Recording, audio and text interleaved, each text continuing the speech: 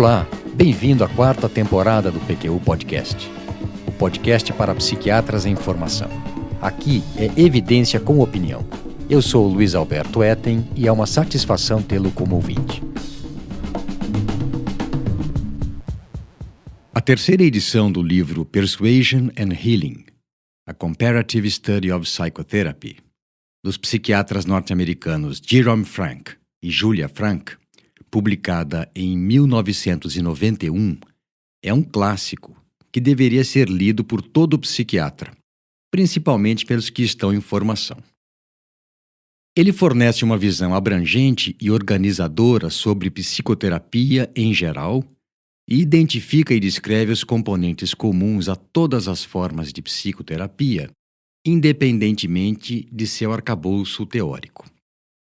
Tomara que essa resenha que apresento nesse episódio do PQU Podcast o estimule a ler essa obra. Vá por mim, não se contente com esse resumo, pois ele inevitavelmente reduz e simplifica algumas sacadas e raciocínios muito bem descritos e fundamentados pelos autores. E essa opinião não é só nossa. Michael Gelder, professor emérito de psiquiatria e fundador do Departamento de Psiquiatria da Universidade de Oxford, falecido em 2018 com 89 anos, incluiu o livro de Jerome Frank na lista dos 10 mais importantes na sua formação. Antes de continuar, eu gostaria de repetir que o PQU Podcast é uma iniciativa independente, do Vinícius e minha, realizada com recursos próprios, cujo único objetivo é divulgar informações interessantes para os psiquiatras em formação. Se gosta de seu formato e de seu conteúdo, compartilhe com seus colegas e amigos. Vamos em frente. Jerome Frank fez treinamento em psicologia na Universidade Harvard e na Universidade de Berlim, na Alemanha. Posteriormente, graduou-se em medicina em Harvard e no New York Hospital e entrou para a equipe de psiquiatras da Faculdade de Medicina e do Hospital Johns Hopkins, onde desenvolveu a sua carreira, chegando a professor emérito. A sua principal obra escrita é o livro tema desse episódio, Persuasão e Cura, um estudo comparativo de psicoterapia, sem tradução para o português, cuja primeira edição é de 1961 e que teve seu conteúdo revisto e expandido para a terceira edição, de 1991, muito graças ao empenho e à ajuda da filha do professor Jerome Frank, chamada Julia Frank, também psiquiatra e professora de psiquiatria da Universidade do Texas. O professor Frank faleceu em 2005, aos 95 anos, e, portanto, à época da realização dessa terceira edição, estava com 80 anos. O livro não é extenso. Tem 300 páginas, se não contarmos referências e índice remissivo. É agradável de ler, tanto por ser muito bem escrito e pela clareza do raciocínio que os autores desenvolvem, quanto pelo modo como eles abordaram o tema. Ao final de cada um dos 12 capítulos, há um resumo com os principais fatos nele contidos. A leitura do livro todo é esclarecedora e organizadora, pois apresenta um esquema geral da psicoterapia nas suas diversas vertentes. No prefácio, já temos um aperitivo dos temas que serão explorados no decorrer do livro, a saber, que todas as psicoterapias envolvem um setting e um arcabouço teórico que especifica a relação entre cuidador e paciente, e que, nessa relação, a tarefa do terapeuta, qualquer que seja a sua técnica, é esclarecer os sintomas e problemas, instilar confiança, facilitar experiências de sucesso ou autocontrole e mexer com as emoções do paciente. Que o objetivo da psicoterapia é aliviar o senso de incapacidade para mudar a si próprio ou para modificar o seu ambiente, condição denominada pelos autores de desmoralização. E que psicoterapia é uma atividade mais próxima da retórica do que das ciências comportamentais aplicadas, posição que terá implicações no seu ensino, no seu estudo e na sua prática. E mais, que valores, características e experiências de vida pessoais podem fazer com que certas técnicas de psicoterapia sejam mais apropriadas ou promissoras para alguns pacientes. Que mais conhecimento e treinamento em um tipo de psicoterapia aumenta o senso de competência do terapeuta e, por extensão, a confiança do paciente no profissional. Dois fatores diretamente relacionados com a eficiência de toda psicoterapia. E, finalmente, que certas abordagens psicoterápicas parecem ser mais eficazes no tratamento de síndromes específicas, tais como a terapia comportamental, exposição e prevenção de resposta, para fobias e obsessões. Jerome Frank deixa bem clara, já no prefácio, uma premissa que desenvolve no texto, que o sucesso de qualquer psicoterapia depende da aliança do paciente com o terapeuta e que, idealmente, caberia ao profissional selecionar para cada paciente a melhor terapia que se ajuste a ele, levando em conta suas características e sua visão do problema. Essa ideia traz nela implícito que os terapeutas devem aprender tantas abordagens terapêuticas quantas acharem convenientes e convincentes e que deveriam encaminhar alguns pacientes para colegas que usem técnicas mais adequadas a seus quadros. Finalmente, ele explicita que, para que se tenha um bom vínculo terapêutico, cabe ao profissional educar o paciente sobre o esquema conceitual de referência e, se necessário, modificar esse esquema para assimilar os conceitos que o paciente traz consigo para a terapia. No capítulo 1, Jerome Frank torna explícito o objetivo do livro. Abre aspas. Identificar e esclarecer os aspectos comuns às várias formas de psicoterapia, em outras culturas e na nossa, partindo da suposição que a sua presença comum em práticas tão diferentes é uma evidência forte e convincente do seu poder terapêutico. Fecha aspas. No mesmo capítulo, ele descreve o que seria a psicoterapia. Uma intervenção que aumente a sensação de bem-estar de uma pessoa, em que um cuidador, treinado em um método de cura, considerado efetivo pelo paciente e por pelo menos alguns membros do grupo social, trata de um sofredor que procura alívio de seus males em uma relação terapêutica, aqui entendida como uma série de encontros circunscritos, mais ou menos estruturados, em que o terapeuta tenta aliviar o mal-estar da outra pessoa. O alívio obtido com essa modalidade de tratamento é tipicamente acompanhado de mudanças no estado emocional, nas atitudes e no comportamento do paciente. É proposital que essa definição seja tão abrangente, permitindo que a denominação abarque procedimentos tão díspares quanto rituais mágicos e esotéricos e sessões de psicanálise ou de exposição com prevenção de resposta, e mais tudo o que haveria entre esses extremos. A intenção é identificar pontos, componentes comuns e importantes para a cura, para a recuperação dos sofredores, em todas as formas de psicoterapia e que devem, por isso, ser foco de atenção do terapeuta. Uma definição menos operacional seria que psicoterapia é um tipo de tratamento que depende principalmente da capacidade do cuidador, do terapeuta, por meios psicológicos, de mobilizar forças de cura no sofredor. Quando, ainda no primeiro capítulo, os autores se preocupam em entender o que a psicoterapia busca tratar, eles nos conduzem por questões que raramente fazemos. Argumentam que, em função da formação médica deles, dos autores, eles partiram do senso comum de que um tratamento implica uma doença, e, por extensão, que psicoterapias seriam maneiras de tratar transtornos mentais.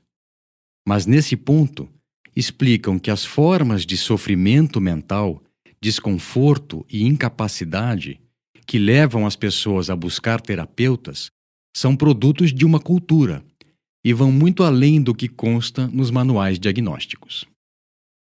O capítulo 2 descreve um arcabouço conceitual para a psicoterapia com o intuito de, abre aspas, apenas esboçar alguns conceitos úteis para fins de orientação. Fecha aspas. Nele constam considerações sobre estresse interpessoal, sobre o mundo presuntivo, o mundo presumido, imaginado ou a visão de mundo da pessoa, que seria então a totalidade das suposições, ideias e opiniões dessa pessoa, sobre a estabilidade do mundo presumido em relação à psicoterapia, no sentido de que a psicoterapia visa encorajar modificações apropriadas no mundo presumido da pessoa para que ela se sinta ou funcione melhor, e sobre a desmoralização, a via final comum que leva muitas pessoas à procura de uma psicoterapia. Aqui cabe um parêntese. Entenda-se por desmoralização o abatimento do moral, do ânimo da pessoa. Segundo Jerome Frank, é um estado de desesperança, desamparo e isolamento no qual a pessoa está preocupada meramente em tentar sobreviver, pois se sente impotente e incapacitada para tomar atitudes e realizar as mudanças necessárias. Jerome Frank sugere que as pessoas procuram ajuda, procuram psicoterapia, não necessariamente pelos sintomas que apresentam, mas sim porque seus esforços para lidar com eles falharam. Mais à frente, no início do capítulo 3, afirma que a maior causa de desmoralização é, abre aspas, o significado patológico que os pacientes atribuem aos sentimentos e eventos nas suas vidas. Fecha aspas. Muito bem. E quais são, segundo os autores, os componentes comuns das psicoterapias que auxiliam no combate à desmoralização? São 4.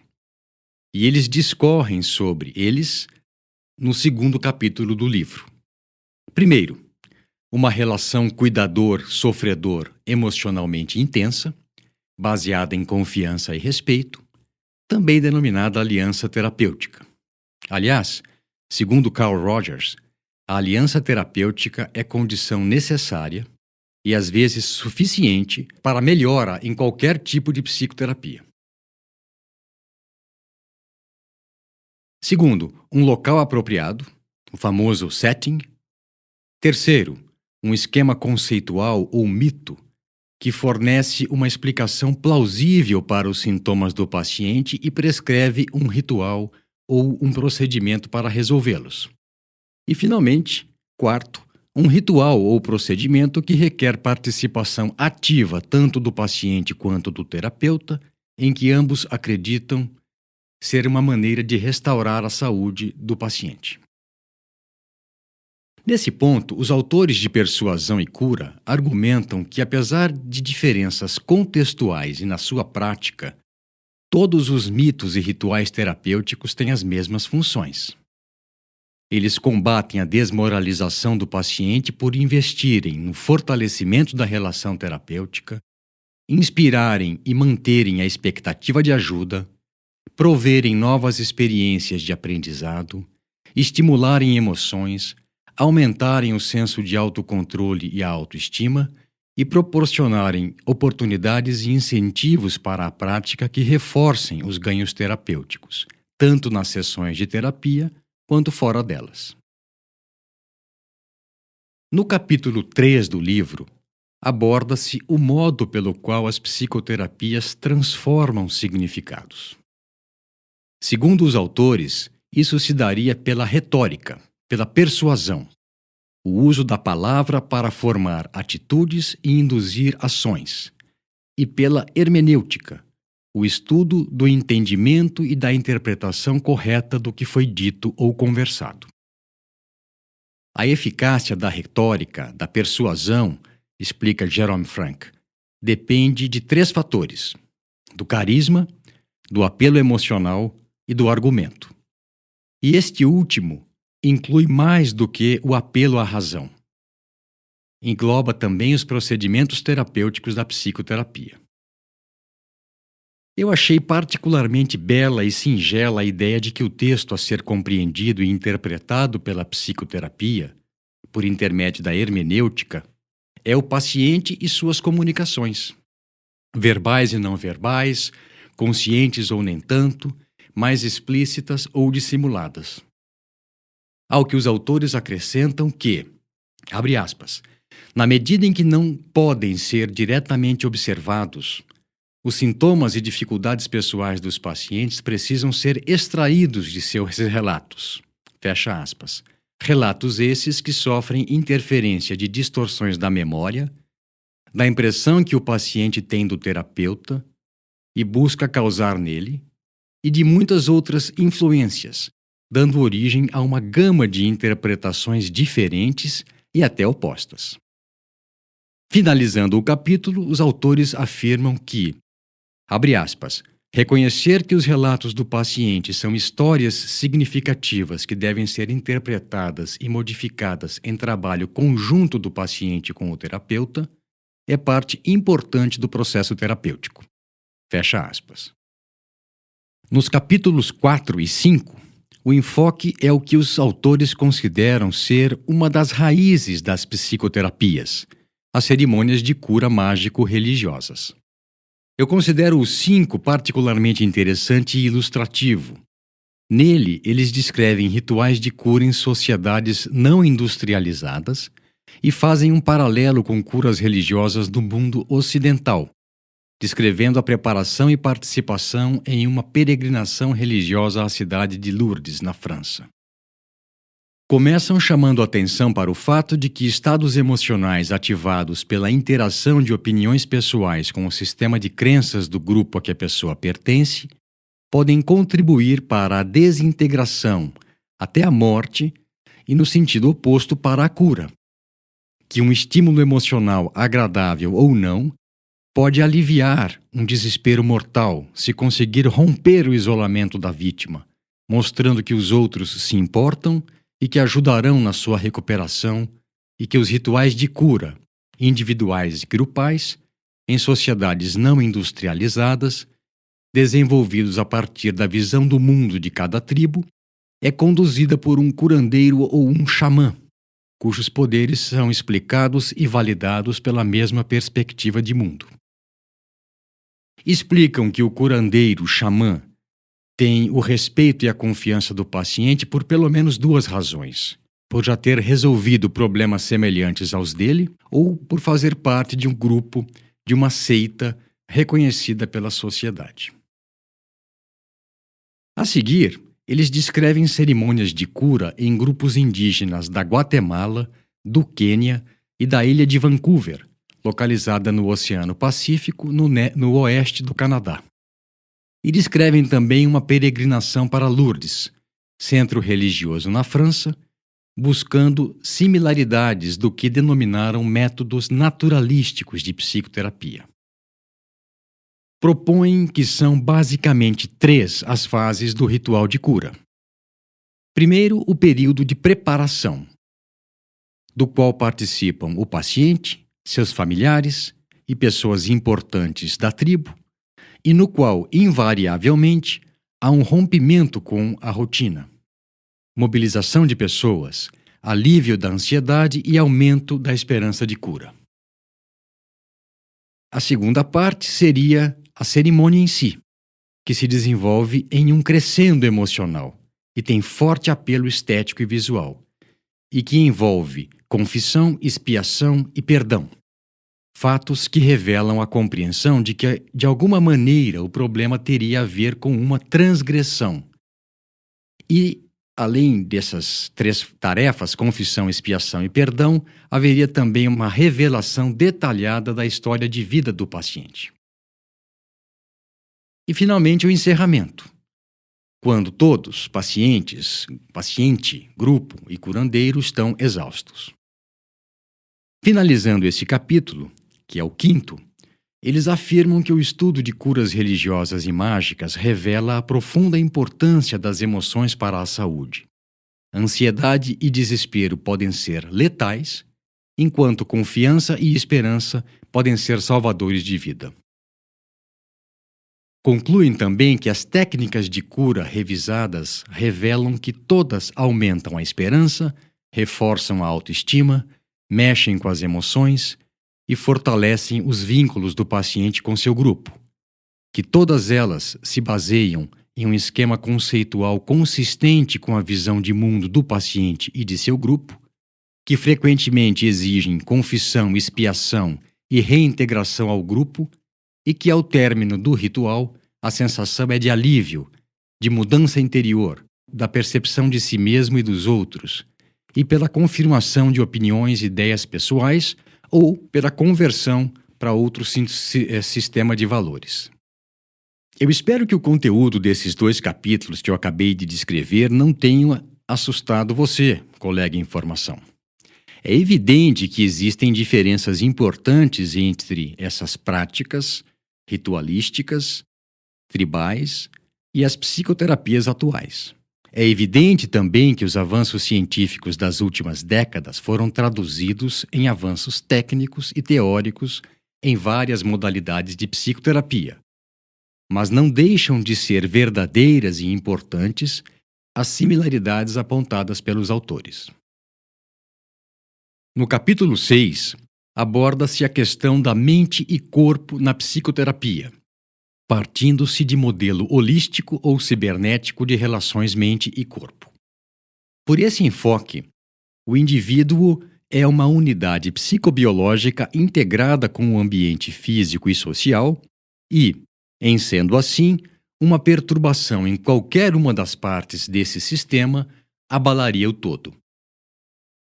Dessa perspectiva, a doença é vista como um distúrbio da pessoa como um todo, no qual as forças patogênicas são mais fortes do que as regenerativas, prevalecem sobre elas, e a cura é a restauração do equilíbrio saudável, tanto espontaneamente quanto por intermédio de alguma intervenção externa. No pensamento holístico, processos físicos e psicológicos interdependentes interagem de maneiras complexas.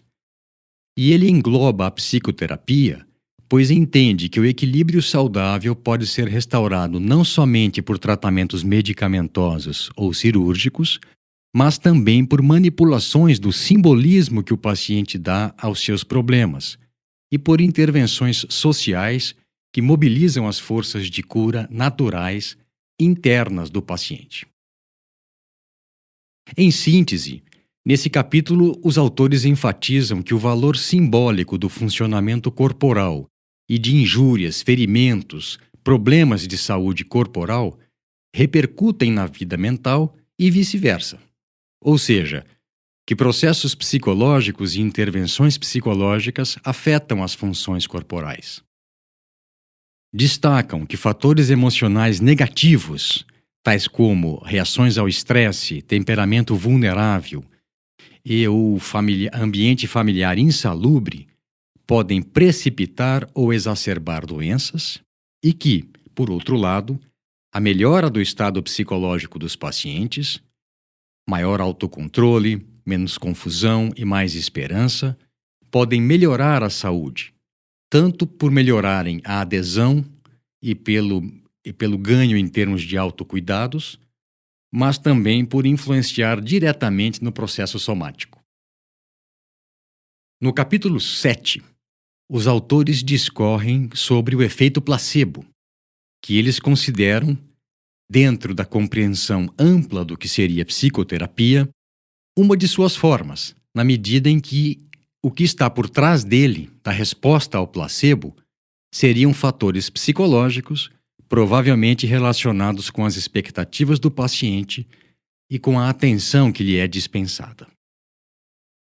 Já no 8º capítulo, intitulado O Psicoterapeuta e o Paciente, os autores abordam aspectos importantes para o sucesso da psicoterapia, levando em conta fatores do terapeuta, do paciente e da situação psicoterapêutica em si.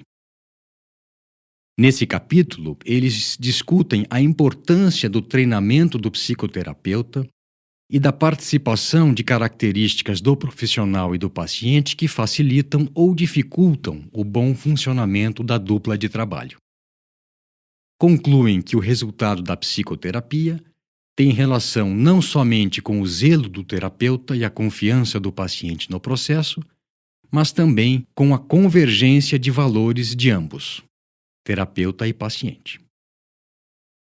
Nos capítulos 9 e 10, em que foi maior a contribuição de Julia Frank, os autores propõem uma classificação das psicoterapias, apesar de terem consciência de como essa é uma tarefa ingrata e que dificilmente resultará em algo consensual. Mesmo assim, eles se arriscam, para fins de exposição de suas ideias, a dividi-las em 3 categorias gerais, cujos limites não são sempre muito distintos: evocativas, diretivas e mistas. Insistem que todos os procedimentos psicoterapêuticos envolvem componentes emocionais, cognitivos e comportamentais e que eles se diferem na ênfase relativa que dão a esses aspectos do funcionamento pessoal. Em cada uma dessas formas de psicoterapia, vale-se de persuasão, retórica, e interpretação, hermenêutica, no encaminhamento terapêutico do caso, partindo de pontos diferentes e com técnicas próprias. Alguns exemplos das denominadas escolas de psicoterapia evocativa são a psicanálise e as abordagens psicodinâmicas, a psicoterapia existencial e a terapia centrada no cliente de Carl Rogers. As diretivas são basicamente a comportamental, a cognitiva comportamental e a catártica.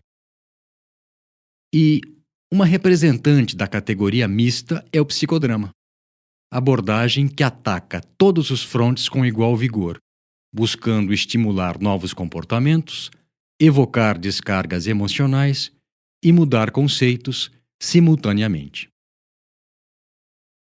No capítulo 11, os autores falam de psicoterapias de grupo e de família, e no 12, e último, de psicoterapia em ambientes controlados, hospitais, clínicas, hospital-dia, enfermaria psiquiátrica em hospital geral e em serviços comunitários.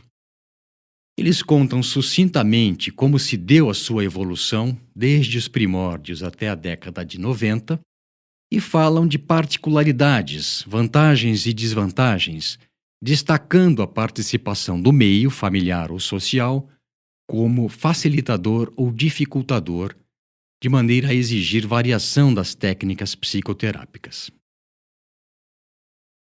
Jerome Frank assina o epílogo, em que narra a sequência de eventos e de insights que o fez escrever esse livro. No penúltimo parágrafo, ele conta que no curso de mais de 50 anos estudando e praticando psicoterapia, ele chegou a 2 conclusões. Abre aspas. Que as propriedades potencializadoras do moral compartilhadas por todas as psicoterapias contribuem decisivamente para seus bons resultados. E que a interação entre um determinado paciente com um determinado terapeuta, determinada essa interação pelas qualidades pessoais, valores e expectativas de ambos, contribuem mais para os resultados do que a técnica utilizada. Fecha aspas. Muito bem. Eu li Persuasion and Healing pela primeira vez em 2008 e eu reli recentemente também com vistas a preparar esse episódio do PQ Podcast. É legal ter a oportunidade de reler um clássico, principalmente com um lapso de tempo entre as leituras, período em que as transformações que você sofre proporcionam um novo olhar para o mesmo texto. Esse livro é para mim um mapa geral que facilita que a gente se situe no extenso campo das psicoterapias. A sua leitura permite que se veja onde está em determinado momento. Dá uma ideia do caminho que se percorreu para chegar até lá e para onde se pode, se quer ir na dependência do seu perfil, preferência e tipo de prática psiquiátrica. Minha reflexão final? Todo médico é, em algum nível, psicoterapeuta, mesmo quando não pretenda sê-lo. Ter consciência disso, de que se é uma autoridade reconhecida e de que o que se diz tem um peso, para o bem ou para o mal, é muito importante. Um abraço. Acesse nossa página no Facebook. Lá você vai ficar por dentro de tudo o que acontece no PQU Podcast. Visite nosso site www.pqpodcast.com.br. Nele estão disponíveis todos os episódios já publicados, com as respectivas referências, organizados por data, autor e sessão. O PQU Podcast agradece sua atenção.